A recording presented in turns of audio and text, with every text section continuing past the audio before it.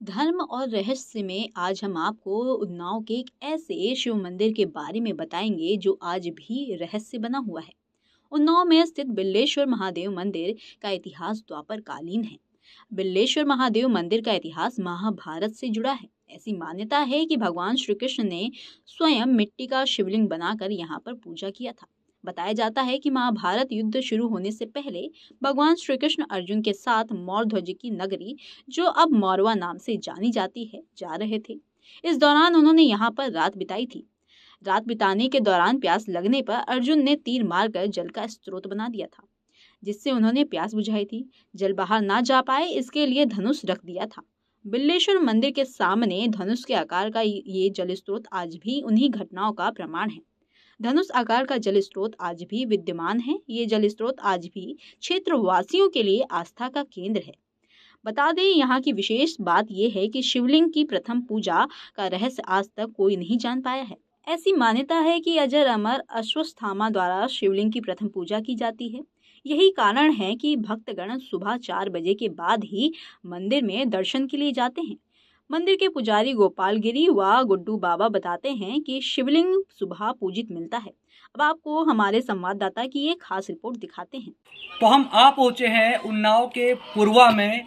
यहाँ पर बिल्लेश्वर मंदिर है, जहाँ पर इस वक्त मौजूद हैं। हम सीधे बात करेंगे कि आखिर क्या है इस मंदिर की मान्यता और क्या है वो अनसुलझा रहस्य जिसकी मान्यता है कि ये जो यहाँ पर शिवलिंग है वो प्रतिदिन पूजित मिलता है, और क्या है इस तालाब से जुड़ा हुआ रहस्य। सीधे यहाँ के लोगों से जानेंगे। पंडित जी मेरे साथ हैं, उनसे जानेंगे कि आखिर क्या है मान्यताएं मंदिर की और क्या है अनसुलझे रहस्य। क्या नाम है दादा आपका?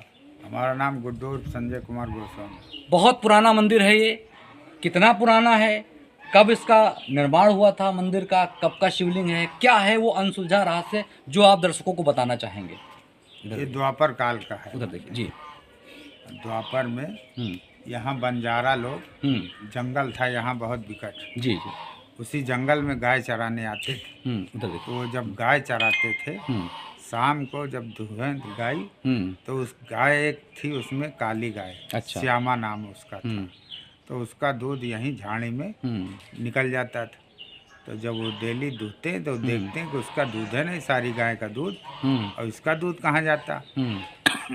फिर उसको नज़र रखा। जब नज़र रखा तो क्या देख रहे हैं कि वो एक झाड़ी के पास खड़ी है और दूध उसके थन से टपक रहा था। तो उन्होंने, बंजारों ने, उस शिवलिंग को खोदना चाहा। तो वो जितना ही खोदते दिन आवान में, सुबह उतनी फिर मिट्टी ढक जाती थी। यही फिर उसकी एक माटी ही की उन्होंने मठिया बना दिया। फिर उसके बाद में कृष्ण अर्जुन मौरावा मकरध्वज की परीक्षा लेने जा रहे थे। जब वहाँ से वापस आए तो देखा क्या कि एक यहाँ जंगल तो है ही है, इसमें एक मठिया बनी हुई थी। तो उन्होंने सोचा कि यार ये मठिया बनी, इसका जलाभिषेक किया जाए, जल अभिषेक किया जाए। हाँ। तो जल यहाँ नहीं। तो अर्जुन ने अपने गांडूई धनुष से तीर चलाया, तब जल निकला। जब जल निकला तो अब जल नहीं बंद हो रहा। हाँ। तो फिर वो अपना गांडूई धनुष रख दिया, और धनुष रखने के बाद में जल बंद हो गया। और इसके बाद में यहाँ अश्वत्थामा आते हैं। अब हमने तो देखा नहीं। कहा जाता है कि जो यहाँ का शिवलिंग है, हाँ, वो प्रतिदिन पूजित मिलता है। हाँ, तो यानी जब कपाट खुलते हैं हाँ, तो पहले से ही पूजा, कपाट बंद ही नहीं होते। अच्छा।